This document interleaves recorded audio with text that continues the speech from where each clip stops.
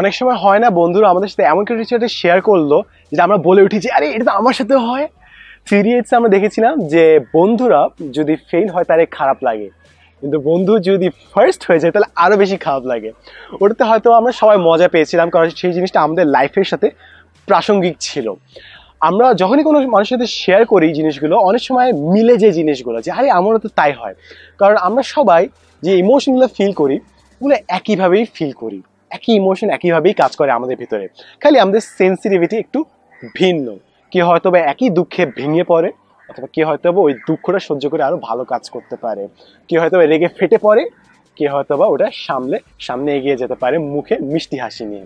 তো আমরা যদি জিনিসটা খেয়াল করি তাহলে দেখবো যে আমাদের সবাই ইমোশন একই, এবং আমি যদি নিজের ইমোশনগুলো জানি তাহলে অন্যদেরকেও আমরা বুঝতে পারবো, কারণ সবার ইমোশনগুলো একইভাবে কাজ করে। ওই জন্যই বলে নো দাই সেলফ। আমরা যখন নিজেদের বুঝবো, নিজেদের ইমোশনগুলো কিভাবে কাজ করে এটা বুঝবো, তখন আমরা বুঝবো যে কিভাবে অন্যরাও অনুভব করে। এবং এই জন্যই বলে যে অন্য কাউকে বুঝতে হলে তার জুতোয় কয়েক মাইল হেঁটে দেখো। এর মানে হচ্ছে অন্যকে বোঝার চেষ্টা করো, এবং অন্যকে আমরা তখনই বুঝতে পারবো যে নিজেদের অনুভূতিগুলো, নিজেদের ফিলিংসগুলো নিয়ে আমাদের একটা স্বচ্ছ ধারণা থাকবে। তাই নো দাই সেলফ, নিজেকে জানো।